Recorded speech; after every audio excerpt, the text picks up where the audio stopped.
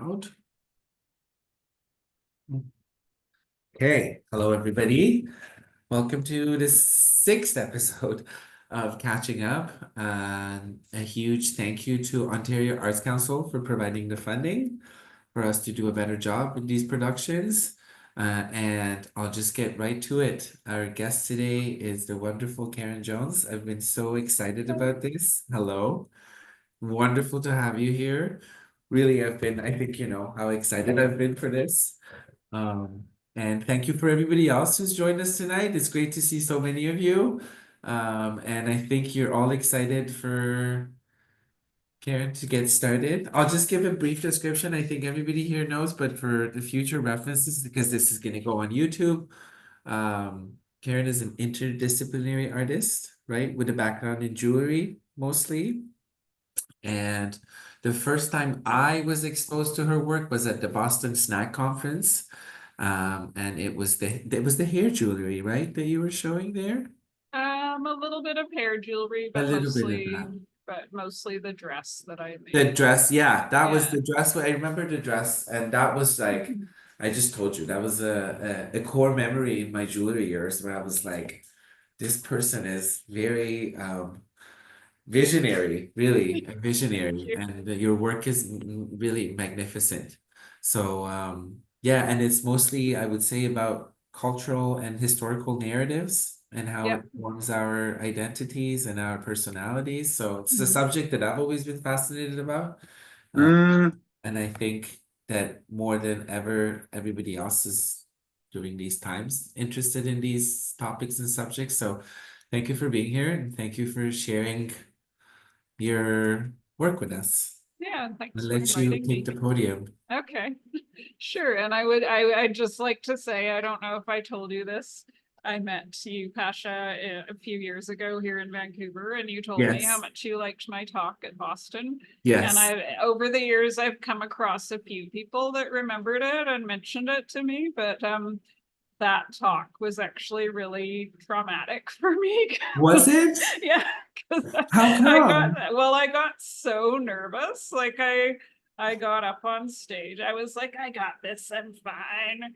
And then I got up on stage and I just saw this huge room full of people and I just People. kind of froze. And then Yes.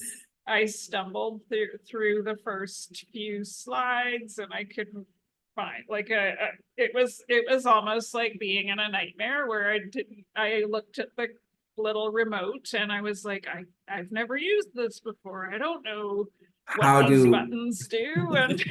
And I only had like 10 minutes and there was this big red digital clock flashing the numbers at me and oh, I felt like I just completely failed at that talk. it And was the I almost spent the rest of the weekend crying in my hotel room. oh Like my God, no, you should have that's told me. how bad it was. We would have tried to help.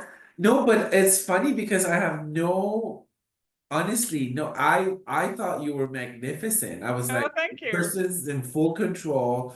They know because it was the rapid fire presentations, right? Yeah, Because I exactly. was Yeah. like the first time Martha Glennie introduced us to that concept, and I was like, this is bonkers. I was like, how can you ever navigate Mhm. a presentation on that such Yeah, stressful, like strict yeah, terms? And then exactly. Yeah. once I realized that you guys were doing that, I was like, oh, Yeah. no, And you did it was fine. I really my didn't even. first big talk Yeah. that I gave. So but yeah, it's always nice to know that other people, like even if that's what you're feeling inside, Yeah. people don't perceive it as this big disaster that you felt it was. So It's also nice to hear from, I think I was in my last catching up, it was we had Jamie Kroger here, wonderful personality. And I think I told you this, she talked about a few things that were very, like she talked about a few failures that people often don't talk about on especially social yeah, media and the lives that we have right now. So it's really nice to hear that, yes, we all have those human moments because we're hmm not robots. So you freezing up on the stage with a room full of people and a remote control in your head is very yeah, normal. And the thought I exactly. think Yeah, goes through everyone's head once we do have to do these presentations and talks yeah, and shows. But then you somehow do it at Yeah, the end of the you day, get through and it. everybody thinks you're great. So Yeah, exactly. Yeah. thanks for telling me that. Now I Anyway, know. Now I'm yeah. just gonna think everybody up on the stage is petrified, but doing a great job. Exactly. Some of them will be. Okay, so I'm gonna share my screen here. And so, most of the people in this meeting know me and know my story already, or some of it. But I am a classically trained goldsmith. I started out, I got my jewelry diploma, 2-year diploma from VCC, where I now work, Vancouver Community College, in 1993. And then I went on to work for various jewelers throughout my career and learned more from all of the goldsmiths that I worked alongside, and also had my own line of silver jewelry for a while, but couldn't make it work because my business skills were not as good as my goldsmithing skills. And so I do have a background in like very more traditional jewelry that I'm going to show you today. But at some point in my career, I just wanted to explore how to represent ideas through my work. And so I was doing some small scale sculpture, which you can see on my website. And then I decided to do my MFA and was lucky enough to get into the MFA program at NSCAD in jewelry, which Pamela Ritchie was one of my profs and led that program for many years. And so I went to NSCAD with this, like I wanted to explore ideas, but I was working with historical narratives and how they've shaped me as a woman of African descent living in North America. And so when I first went there, when I did my first year, I spent a lot of time on research, and I also just kind of felt like I didn't really know how to represent that through jewelry. Like I thought, unfortunately, I still had the feeling that nobody really takes jewelry seriously, and how can you do such a serious topic and represent it with jewelry? But then that was when I was exploring things through fashion and made a Victorian dress out of synthetic hair extensions. And then I had a 4-year gap between my first year and my second year of jewelry at NSCAD. And so when I went back for my second year of the MFA, I was like just ready to take this on. Like it's a challenge, but I'm gonna do this. I'm gonna use jewelry to address these topics. And so the first thing, let me see, my screen isn't moving forward. There we go. So now do you guys see this navigation bar on the top? No, Yes. No, okay, no, so it's it's your only presentation. obstructing my view, as long as it's not Yeah. obstructing yours. No, it's all good. So yeah, so then when I went back for the second year of my MFA, I started thinking about, like, I had been seeing images like this through my research on slavery and African Americans in North America. And there were all of these images with people with these metal implements on them, like shackles and all these things that were meant to obstruct their movement. And so somehow I started to see a parallel between that and the precious metal objects that I had been making throughout my career to fit the body. So I thought those were two things that I could bring together and do successfully as a work of art. So this is the first one from this series, which I ended up calling Body of Work. And for this one, it's funny what because I'm somebody that thinks a lot and plans a lot and always wants to have the right materials and everything. for this piece, it was actually quite cool because I had this idea and I decided to only use objects that were already in my studio and materials that I already had. So it was a way of creating something that's a bit more immediate and spontaneous. And I think I must have bought these corn kernels because I can't think why I would have had popcorn in my studio. But because I did have this vision of using corn kernels in something. So, but the other pieces are like I had this piece of steel because I was making steel cups at the time. I had steel wire. I had these pieces of leather and cord. And the chain that's hanging down, that was actually an old piece of silver chain that I had in my workshop.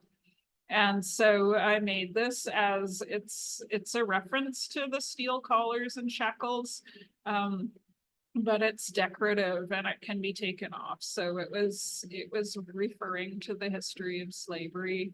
And yeah, and the corn kernels, I'm gonna take a sip of water because this is kind of a long story.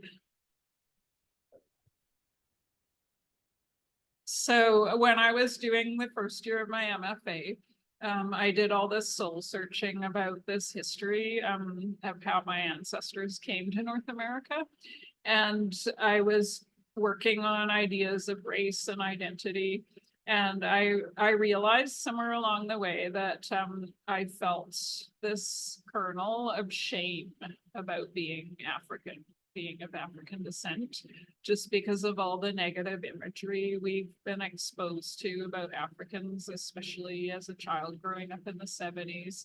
And so even though I was raised with this sense of pride in who I was, I did have this kernel of shame, and I started to visualize it as something small and hard that was like floating around within me.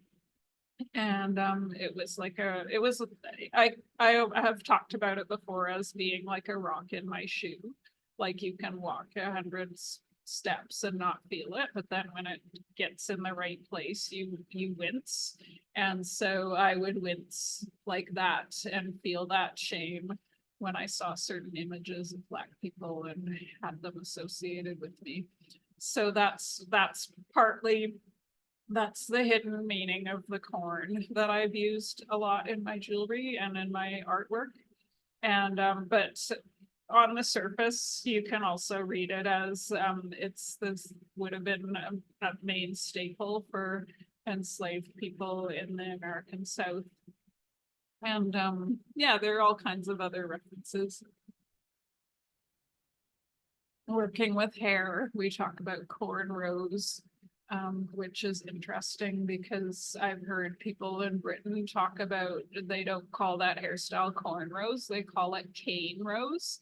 And so that is an interesting reference based on what would have been the main crop that enslaved people were farming in the Caribbean as opposed to North America. So lots of meaning with that material. And so here's another one using the corn kernels. And this is a handmade steel chain. I used baling wire to create the links one by one. Any questions so far? I'm watching it, so if anybody has any questions, they can put it in the chats and I can read it to Karin. Or Okay. feel free to unmute yourself if you want to just ask the questions. And we will have a Q&A period at the end too. Okay. Yeah. Yeah, I was nervous about putting too many images in, but now I'm worried that They I'm could gonna never get to be the too end. many pages. Now I'm worried that I'm gonna get to the end too quickly. Okay. And then I also started, so this is a type of corn called hominy. And I really like the reference to, it looks a little bit like cowrie shells. So I started thinking, I was also thinking about like what materials would enslaved people have? Like if you were that poor and that oppressed and you had nothing, what would you make what would you make jewelry out of? Like, how would you adorn yourself? So this would have been one of the things. It's also a staple in the South, this hominy corn, and then again, these handmade chains. And then I also started adding in some used riding tack. So taking apart, like going to a consignment store that sold used reins and bridles and stuff for horses, and started using some of that too. So there's some leather here, and it was great using the secondhand stuff because it already had like years of use visible on it and dirt ground into it. And I also wanted these pieces to sort of look like artifacts that had been dug up and had been buried or been used for a long time. And so that's why I've used this weathered leather, and then also the chains. I used a solution that rusted them. And then also because I had been working with a lot of hair, and so I was lucky enough that 3 different people in Halifax gave me some of their dreads. Like all 3 of them they had dreads and had cut them. And it's something that's precious. You don't really want to throw it away. So they had these and were wondering what to do with them. So they donated them to me. That's nice. And so, yeah, it was really great. And so I made these little brass caps. And so I was setting them like they were jewels. And then so this collar is it was actually a piece of angle iron, so that that L-shaped iron that you see on bed frames.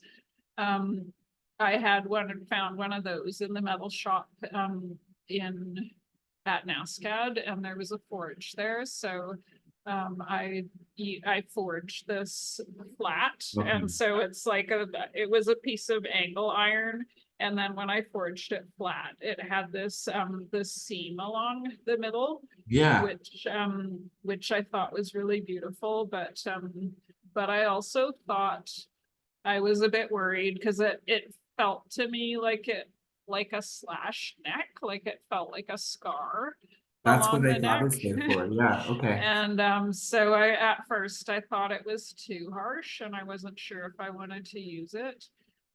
But then I somehow, by putting these decorations on it, like putting the hair and the chains, even though it's also sort of dark, to me it sort of, in a strange way, kind of softened it and took away from it being like just this harsh collar. And it's still harsh. It's like it's about this thick, like it's wearable, but it would be Pretty high, right? Yeah. Yeah, exactly, but it would be really uncomfortable to wear. Wow. Sorry, I have this dry throat today. I probably need some water too soon, but I'll go. And so then I think I had made, so this series has it's a series of 8, and this was the last one that I made. So I had 7 pieces, and I had another one that I didn't really like and didn't include, and I felt like I was kind of at the end and had run out of interesting ways to present this. And then I was digging through the scrap bucket in the jewelry workshop at NSCAD, and I found this arm from an old jewelry scale, and it was just magic finding that, because it really speaks to a lot of things like commerce and measurement and value. And so I put it on this is another steel collar, and then I put this like V shape, and it hangs like it's suspended, so it actually does do this like it would in a scale. And then suspending this chain from it actually balances it, and it's become one of my favorite pieces. And then this is also some hair that somebody gave me. It was a friend named Benjamin who was also in the jewelry, or not, sorry, not in the jewelry department, in the MFA program. He was from Kenya.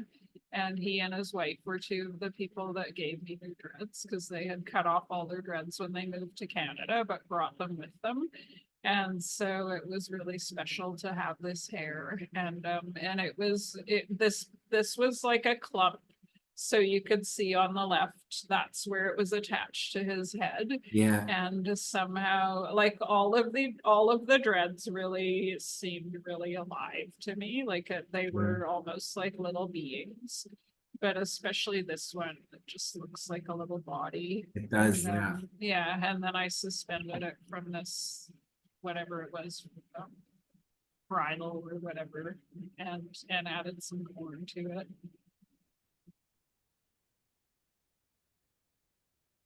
And then also another challenge that I wanted to take on at the time was how to present this, because obviously they're not jewelry to be worn, they're jewelry as art pieces. And so, and I always had this, I don't know, it must have been from my teachers back in the early 90s.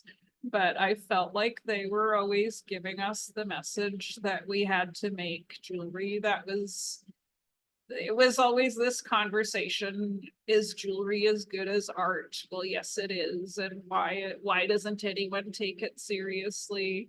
And so I always had this feeling that I needed to elevate my jewelry and have it be seen as art.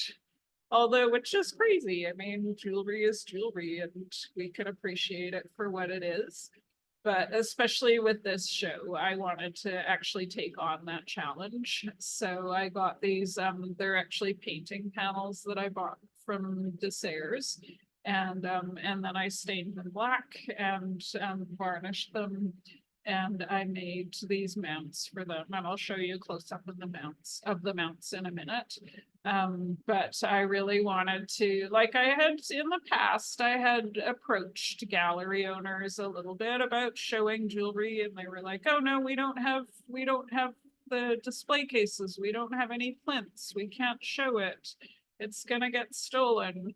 So they always had reasons why they wouldn't show it. So I thought, as well as creating a display for it that enhances the concept, I also wanted to just dispel any of those objections they might have to showing it in a gallery. So I thought, well, if you want people to think it's art, you put it on the wall. So exactly. So I created these things, and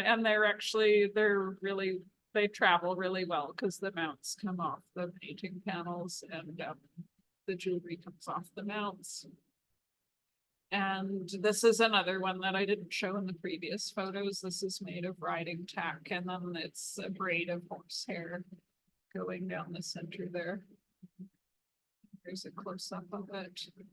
And you can see, like, this is still all of the dirt from the horses. Right, yeah. From where it was rubbing on the horse's body and these pieces. And 5 of these 8 are now owned by the Vancouver Art Gallery. Oh. Permanent? Or just what's that? Are those pieces there permanently? Yeah, they're part of the permanent collection. Great. So yeah, so when that happens, you can still, like, I've had a couple of shows since they bought them, and these other galleries would then borrow the work from the Vancouver Art Gallery, so it belongs in their collection, but it can still travel. Great. And so these are the mounts, and they're all handmade out of brass in the workshop at NSCAD. And I had a friend that I shared a studio with a long time ago who was actually a museum mount maker. And so that was his day job. He worked at the Museum of Anthropology in Vancouver, and he would make these mounts. And I never actually saw him make any, but just having met him, gave me an awareness that that's a job and that people actually do that. And Yeah. so then whenever I went to museums, I would be looking at it like to see how is it mounted, and so I created Wow. these, and these were just as fun to make as the other pieces. Sure. And in a way it kind of, I always say it satisfied my longing to have something shiny and gold colored, because the other pieces were so weathered and dull. Yeah, it's a good combination. Good Yeah, thank you. contrast. Yeah. Does anyone have questions? Any questions? No, let me just check the chat too. None yet. You're pretty good at covering all the, like, every time I'm like, oh, I have a question, you answer it immediately. Oh, okay, great. Yeah. Okay. And yeah, and then also just a technical detail. These ones are, can you see my cursor? Yes, we can. Okay. Yeah, so then I just got these screws and like nuts and bolts. Yeah, And sure. then I cut the head off the bolt, and then drilled in and soldered this in. Yes, okay, yeah.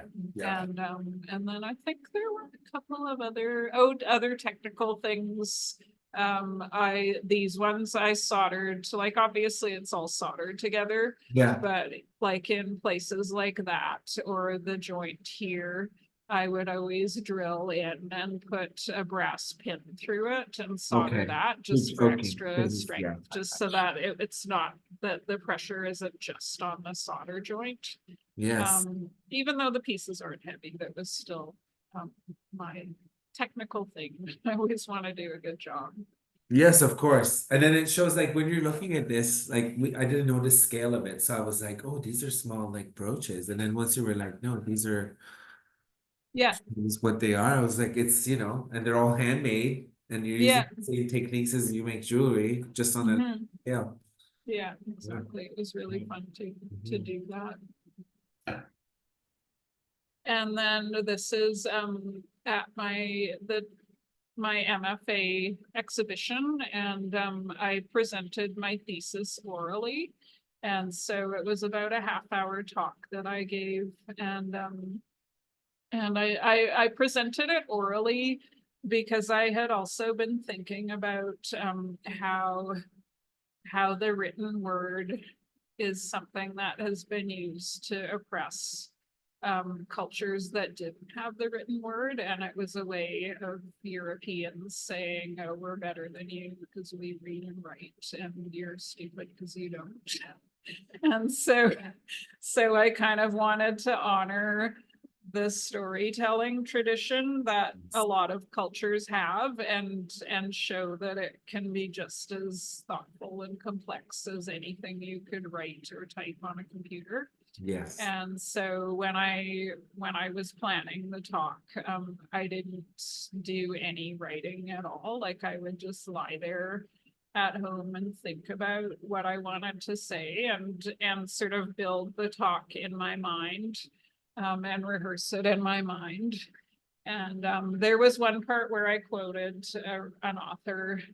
That was the only part where I used any written word in it. Yes. And that's available online. I have a recording made of it. So you can access it through my website. It's on your website? Yeah, on the videos and talks. And Pasha, I also sent you an email a few minutes before this talk with different links that you could put in the chat. I don't know if you got that. Oh yeah, absolutely. Yeah, so there's a link to this talk in there. Perfect. I'll post it right now. Oh, here it is. Yes, I see it. Oh, it's okay. You're okay for time. Don't worry about it. Okay. And so it worked. It worked putting these on the wall and presenting them to curators, because I have had them shown in a number of galleries. And this was a group show at the Vancouver Art Gallery, where it was shown in 2021 with other artists. This is a work by Bo Dick in the foreground. And I was really excited to have my work shown, the most respected, biggest public gallery in Vancouver at the time. And there they are on the wall. And they chose, for some reason, they just chose 5 of the 8. I think it was because of the amount of space that was there. Okay, yeah. And so they own these 5, and then I have the other 3 in my studio. And so, and I was excited to have my name on the wall with all these other heavy hitters As from you the should be, contemporary yes. art world. It was quite exciting. Oh, wow. Okay, and then I just included a few of these, just because I hadn't shown any of my fine jewelry work. Yeah. These earrings are made, it was a typical thing that I would work on when I worked at Stitkin Fine Jewelry, which I also included a few links to the different jewelry stores and goldsmiths that I've worked with over the years. And I kind of just wanted to show that even though these pieces are so different, a lot of the techniques that I used were the same. Like I mean, when I set these pieces of corn, they didn't have the cap on the top, but they did have a little peg that went in. And so I just wanted to reference how the traditional jewelry techniques had come into this. And again, just, making a simple chain. You can make it in 18-karat gold or in steel with rust coating, but it's still kind of the same Right, thing. yeah. Great. And yeah, these are all pieces that I made in Stitkin. Yeah, I don't think I've ever seen your fine jewelry. No, No, I mean, I don't really have that much of it on my website Yeah, because I kind of stopped doing fine jewelry around the same time that digital photography came in. right. So I don't have a lot of digital Digital photos photos, of right. It's mostly, yeah. the work, and that's why I included links to these different places where Yeah, I worked just put them in. I previously. put Okay, both the great. video Okay. and the previous employers Okay. in the chat if Yeah, anybody 'cause- wants to check them out. Yeah, it was amazing working at some of those places and working with such beautiful materials, but very different from what I've been doing lately. And Yeah. so then I wanted to talk about this other series too. I'm focusing on these 2 series for this talk. And so this one, although the series doesn't really have a name, I just call it the IB2 jewelry, because it was conceived around the same time that first steel and corn piece was conceived. But this is something that's completely different. And I sometimes talk about how as artists, we make these pieces and we talk about what they mean, and we talk about how the idea came to us and what it represents. But I've noticed from talking to other artists or my students or hearing, like on podcasts, other artists talk about their work, often there's like a surface idea that you present to the world, but then there's often a deeper meaning that sometimes the artist isn't even aware of. It's like your subconscious is trying to communicate something outwardly. And sometimes other people can understand right away what it is, but it's almost like this blind spot that we have as artists. Like I think sometimes there are things that are really painful for us to look at directly, but it's expressed through our art, and somehow that makes it hard for us to understand what it's about. And so this series, I feel like it was like that. Like I started making it in 2015. My partner and we had this cat that had been with me for way longer than I had known him. It was a cat that I had for 20 years. Okay. And at age 20, she was getting really sick and needed to have this saline solution injected into her neck. Oh, right, And right, and yes. there was like this IV drip hanging from our shower curtain rod. And every day we would have to go into the bathroom together, and one of us would hold her and the other one would put this IV tube in the scruff of her neck, and just to rehydrate her. Yeah, And somehow I became really fascinated with this IV apparatus. So wow. it was like these clear tubes, and then it had these clear plastic fixtures on it. And so I wanted to make something out of it, and somehow I had the idea of casting these fixtures in bronze. So this Oh, it's is gonna have like, to, okay, yeah, yeah, so on an IV tube, this would be clear plastic, and then it has this like yes, almost little rubber thing exactly, where okay, a nurse would inject, like you'd actually stick a needle in there and inject yes. whatever medicine into it. And then this is a piece that is like, it has a screw on it. So these actually, you can screw them apart and together. Okay, And so, and I'll show you, you'll see in a couple of the succeeding pictures yeah, that it has this really beautiful pattern on it. Like you don't see it when it's in clear plastic, but it, I'll show you on the, this one. yeah, So you see this beautiful, yeah, yeah, yeah, yeah, yeah, and that's like a, it's basically just so that it's ergonomic. It's so that your fingers can have grip on this thing when they're turning it. But I just thought it was really beautiful. And somehow it gave me the feeling of like this futuristic, yes, it like does. almost like retrofuturism, like what they thought the future would look like when they were representing it in the like 20s and 30s or something. And so I just loved that, the aesthetic of it. And then I put some pearls in it. And I didn't really know why I was doing this. Like it was really beautiful to me, but It is, and it's fascinating. And so the pearls would rotate all the way around? in some of them, like this is a thicker tube, so the Yeah, pearls were okay. loose. In some of them, they're actually just stuck in Just place. stuck in it, okay. Yeah. And then this was, this is not from IV. This is actually a plastic part Okay. that is in sprinkler systems, like Oh, when you yeah. have automatic Okay. sprinkler systems. Yes. So I was using these objects and casting them in bronze.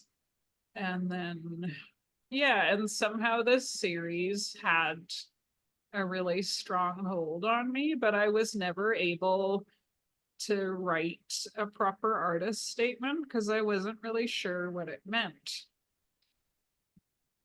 And I think that's okay, honestly. It's like, I think what you said about your cat and that representation and everything, but you don't always have to put an artist statement. Sometimes Yeah, just, you yeah, don't you have really to, don't. like if something has that strong a pull on you, Yeah. just And these are honestly keep stunning doing it. pieces. Yeah. You just keep doing it. But I'll tell you in a few minutes how I recently have figured out what this is about. Perfect. Yeah. Can't wait. And so there were the found objects that I cast, but then then I also started playing around with it wasn't Rhino, it was another program, Fusion 360. Oh, yeah. Yeah. And yeah, and I was learning that just because there was a guy that I knew that I thought would be fun to learn from. So he was teaching how to use that. And so then I would actually design these and 3D print them, Okay.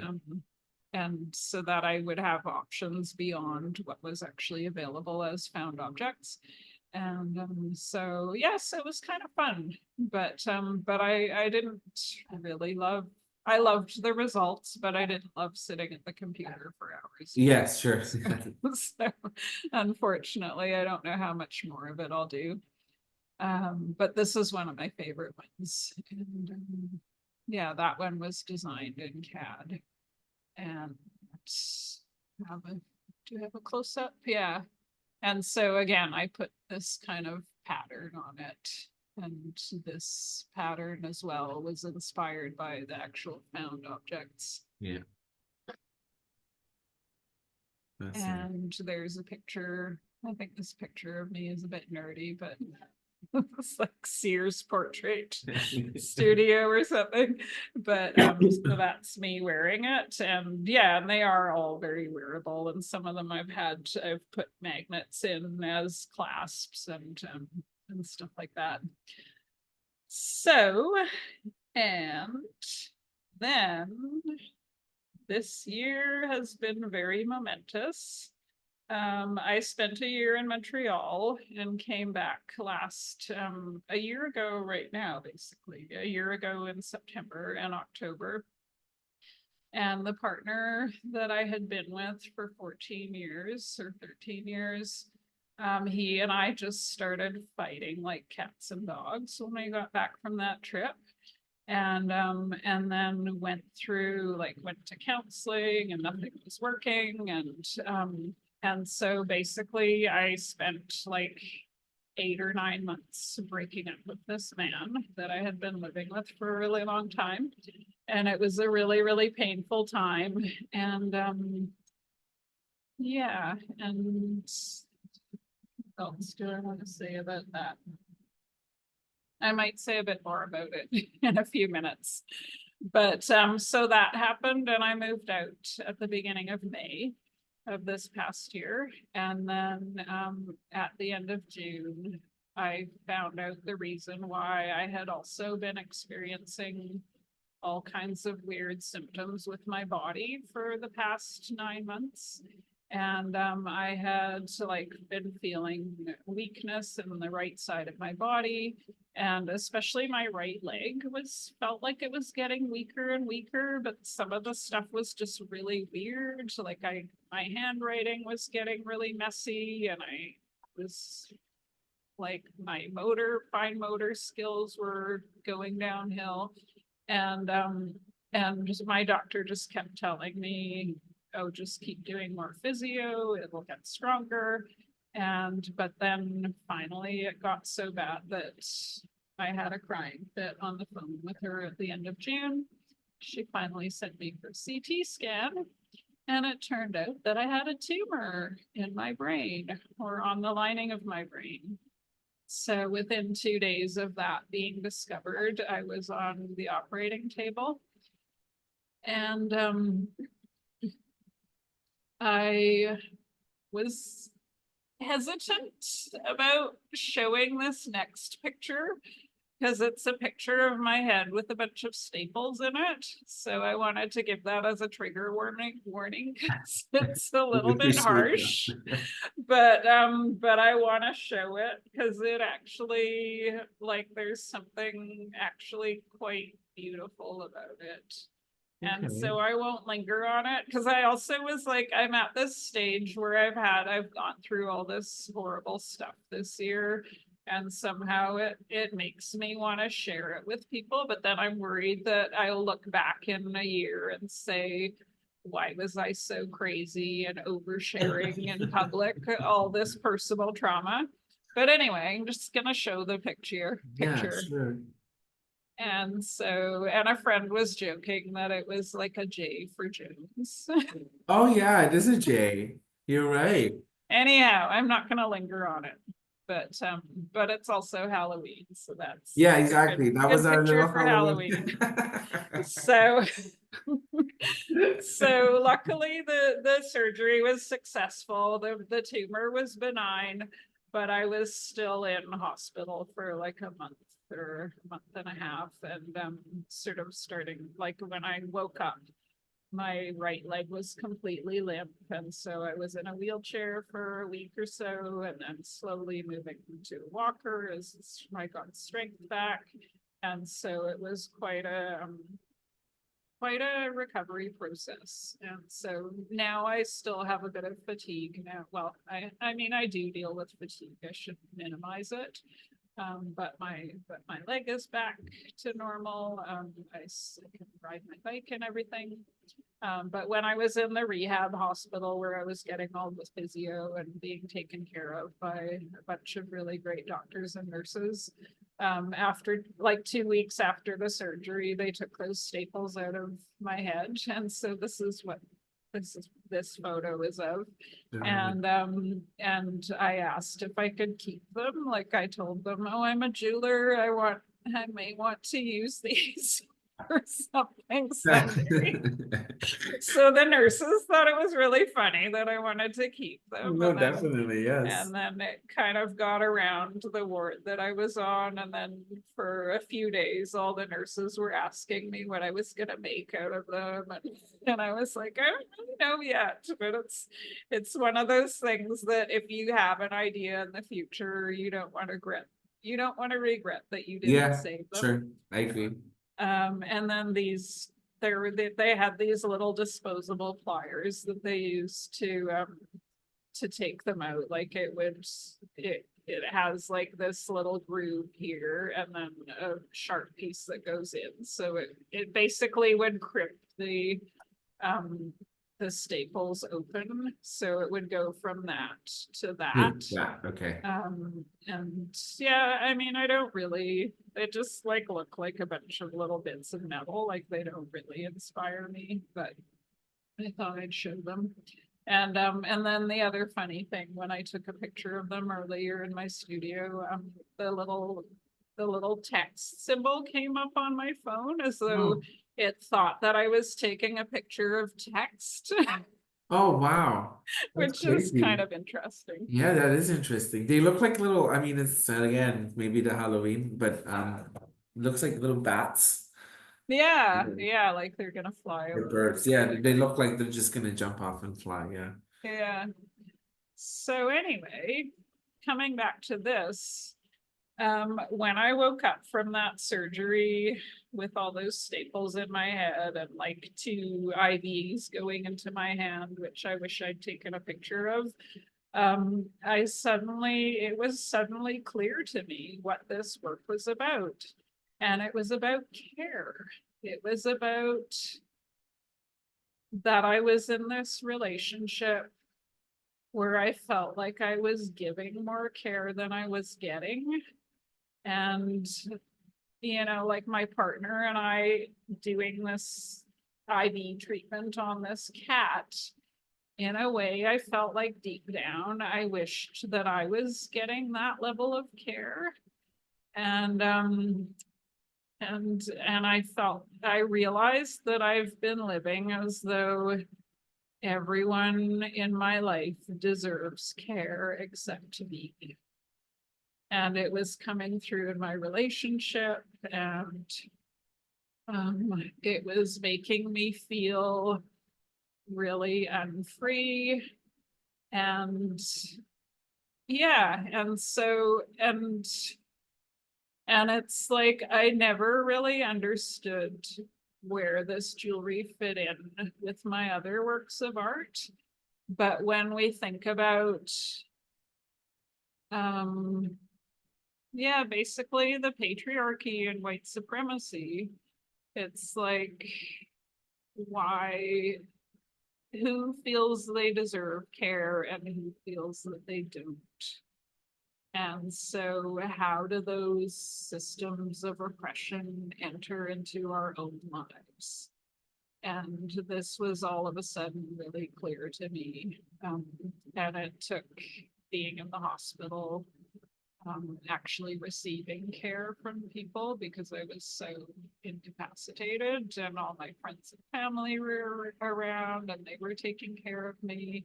And all of a sudden I just was like, yeah, I deserve this care too. And I felt like I had made the right decision to leave that relationship, and it just wasn't there.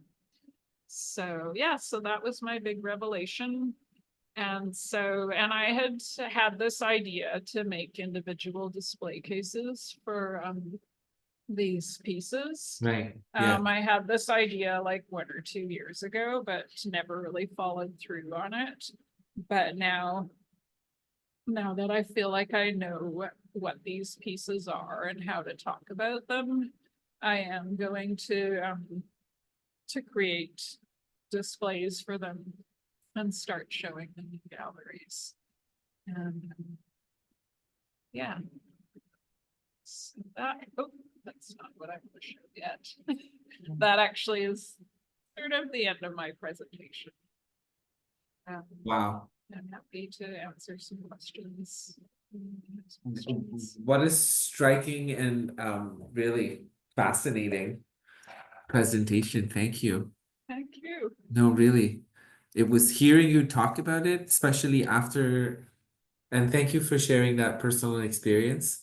For me, it's always interesting to hear people's personal side of life too, because I know that it has a direct effect in our work and how we perceive our work and how other people perceive our work, right?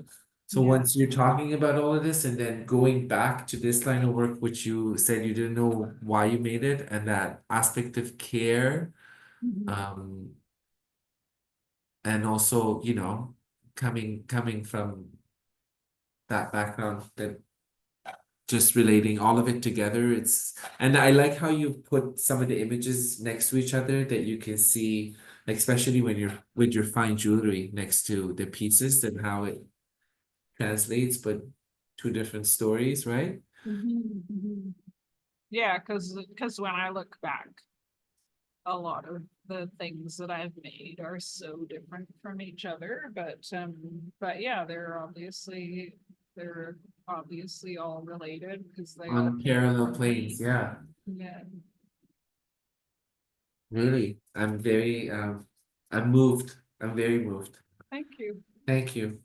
Any questions, anyone? Any comments? You can all please feel free to turn your cameras on and Can I talk. interrupt with a question, Pasha? Absolutely, Paul, anytime. Hi. Hi, Karen. Paul Hi, here. Paul. How Hi. are you? I'm good, thank you. Good. First of all, yeah, thank you too. I want to say thank you for sharing about your health experience, and very happy to hear your recovery's gone well and rehab went well for you. I have a question I'm wondering that you can address or talk to us a little bit about, is your decision, the way that you document your work, especially the series that you showed at the beginning of the talk, showing them or documenting them as objects, as opposed to, or in addition to, showing them on the body, and how that photograph of can change the interpretation of the work or build on the understanding of the work. Like, that archival image that you showed at the very beginning is so incredibly powerful. And I guess I'm just wondering, I'm sure you thought about this and how you might document it, or maybe you have documented it but choose not to show those images. Would you talk a little bit about that? Yeah, I think first of all, I would put these pieces on when I was making them just to make sure that they were fitting properly, because I wanted them to really be scaled to the human body. But I also didn't really want to see myself wearing them because they're so oppressive. And I didn't want to see anyone else wearing them. And yeah, and I also think that yeah, I don't know. I feel like jewelry that is made to be worn. It basically, like, when you see it on a person, the person that's wearing it becomes part of the artwork. And somehow with these pieces, I didn't want that complication of having an actual person wearing it. Does that make any sense? Like Yeah. I really Yeah, wanted it does. to be just the idea, and and I also wanted, like I photographed or had Anthony McLean, who's the best photographer in Canada of jewelry. I had him photograph them on these white backgrounds, and then I photographed them on the wall. Like I wanted to show the detail that you couldn't see when they're on the wall. But also this series, I created it in the way that I did so that they would be hung on the wall at neck level. So basically the viewer would have that interaction of maybe imagining themselves wearing it or imagining what it would feel to wear it. And yeah, so I didn't want another, like an actual personality interfering with that perception. Yeah, okay, thanks. I mean, Yeah. I think it's a challenge, you know, it's a huge challenge for all of us, I think, who are jewelers, Mhm. making work about the body, and then mostly what people see are these images of objects that often kind of strip the body out. I think the way that you've displayed them in the museum setting does work really nicely in as a stand-in for the body, the big large black screens. But yeah, because I think, yeah, there's also that sort of line with fashion and fashion photography and models and all of that business that that puts layers that we definitely or most likely don't want to confuse the work, to confuse the meaning of the work. But And I do think, like, if I were making these pieces, like these actually, in a way, they're not jewelry because I'm not making them for people to wear. But if I were making them to be sold and worn, I think it's a great idea to show them on the body for sure. okay, well, thank you. Yeah, you're welcome. It's important, I think, to be able to discern the different kinds of jewelry so that you can make those decisions rationally about how you should display them, how you should wear them, how you should see someone else wear them or not see someone else wear them. I think you hit the nail right on the head with that, Karen. Oh, thank you. Yeah. Yeah, for me also, I was just thinking about that because it crossed my mind too. But I think the story here is so powerful that the void of that being on a body speaks volumes of the story. Because if this was on a body, then as you said, I would automatically just, excuse me, I would just associate it with that one person. But for me, this is this is around a group of people's necks, right? Like Yeah. apply to a wide range of all the people that have gone through that suffering, or you know, whether it being anything racial, really, and as in you hinted on it, in patriarchal communities or white supremacist communities, like it's the void of that body there for me speaks volumes. And then with the IV series, I'm gonna have them in those sort of bubbles, and then it'll be actually about how precious and protected and inaccessible it is to some people as well, right? Like that, like hopefully in the future it'll be more accessible to everyone, but at the moment I just feel like it's something that is only, you know, like I had the good fortune to travel to Kenya about a year ago, and I was just thinking, you know, like what would happen if you lived in Kenya and you were a Kenyan and you had this brain tumor? Would you have all these MRIs and like neurosurgeons and all access to this whole medical system that we're so lucky to have, but it's based on who can afford it, right? Yeah, So, yep, exactly. So I'd like to ask a question about time. When you make something some time ago and then all of a sudden years go by, you look at it differently, mhm. or at least I know I do, and a number of my friends say the same. And I'm just wondering how it's not that many years that's gone by, but it is a few. So I'm just wondering how do you perceive the work that you did when you were in your MFA now? Do you have a different perspective on it? Mhm. Well, like I said, I have that awareness that it was also about what was going on in my personal life, that I didn't feel free in my relationship. Mhm. So that awareness adds another level of depth to it for me. And then also because these two series, they always seemed like miles apart to me. But now that I know what it is that connects them, I really want to show them together. Like I want to show, like I'll have 5 of these IV pieces, and well, I don't know. I like wondering if I want to have equal numbers of them, but if I had these 5 IV pieces facing these 5 um slavery pieces, Mhm. and then talk about this is what care looks like, this is what absolute lack of care looks like.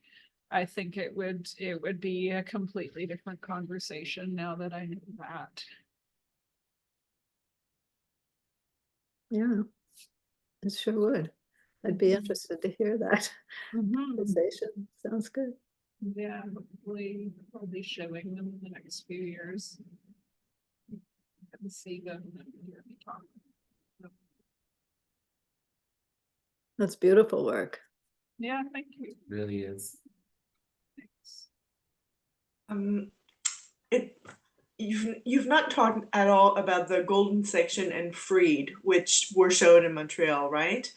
And I understand it's not jewelry, but my background is as a hair and makeup designer for film and stage, so Mhm. obviously this really speaks to me. So Uh-huh. do you care to say a word about the golden section or freed? Um, well, I have a little kind of video about the golden section that I could play Oh yeah, please. at the end of this. Okay. So I'll do Thanks. that. It's about 5 All right. minutes. That's It's set, perfect. it's set to music, and you have to listen to the lyrics of the music. Oh, Okay. this is another piece, but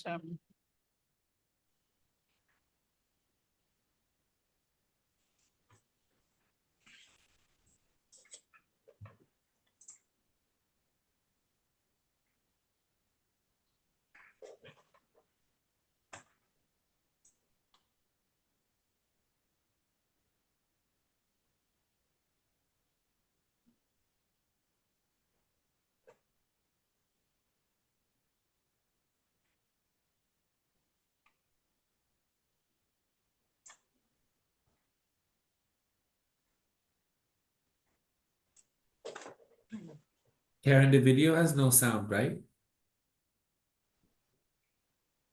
We're not hearing anything. okay, hang on. Wait, were you guys hearing the music? No, No, okay. no. So Is it playing through your headphone? Because then you might have to take that off and play it in with the speaker for it to okay, be. Yeah, okay, I'll try that. yeah. And also the images weren't going in sync with, they were going a lot slower than they were supposed to, Okay. but I'll try it one more time. Okay, let's try one more time.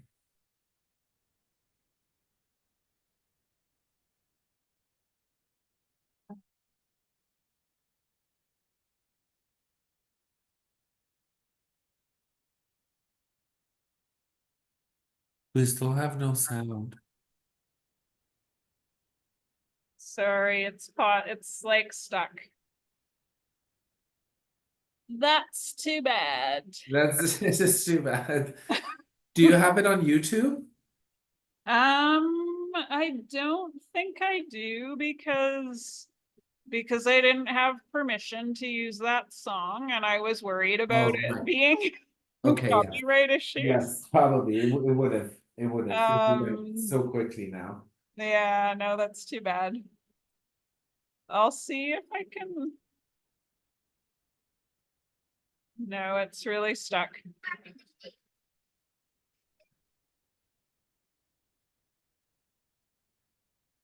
That's too bad. Now I can't stop it.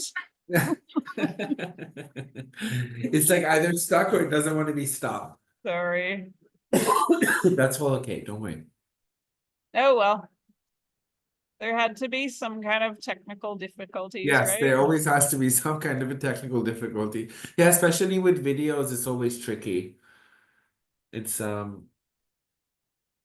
maybe we'll do another catching up just to see the video once we figure it out.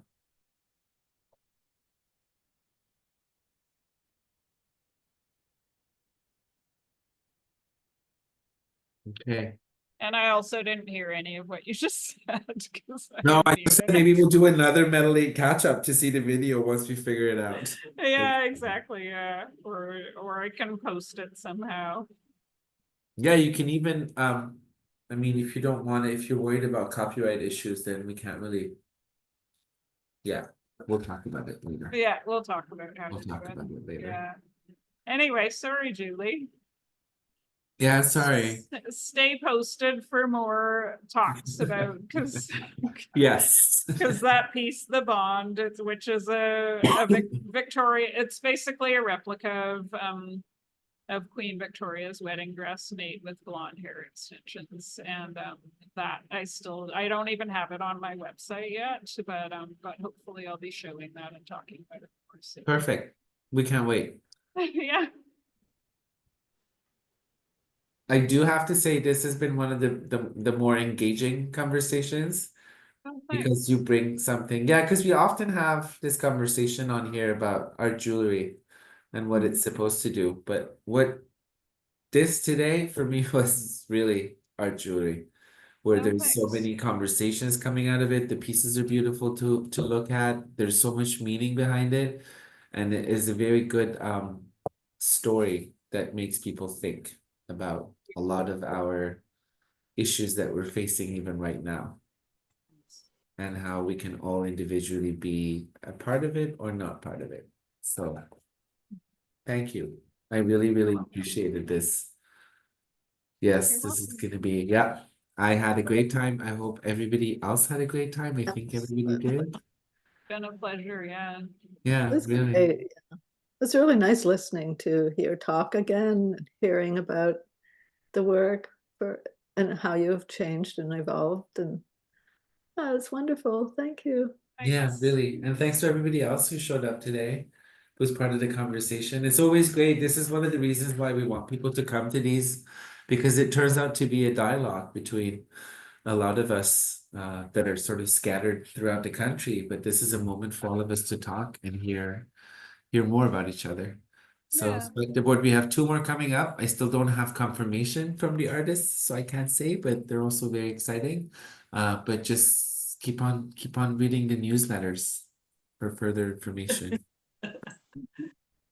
And I So hope you nice. all have a. Sorry, Julie? I said, thanks a lot for sharing, as always. That's just so nourishing. Thanks. Yeah, good. It's so nice to see you all, and thanks for having me on. Yeah, this was very heartwarming. This is probably the best Halloween I've had in a very long time. Now get out there and get some candy. Yes, that's the plan now. That's the plan. Thank you, Okay. everybody. Have a great All night. right. Bye. Bye-bye. And, Karen, see take good you care. later. Thank you. Karen, I'll be in touch with you, okay? Okay, great. Thanks Thank so you. much. Thanks. Bye. Bye bye. Bye, everyone. Bye. Bye.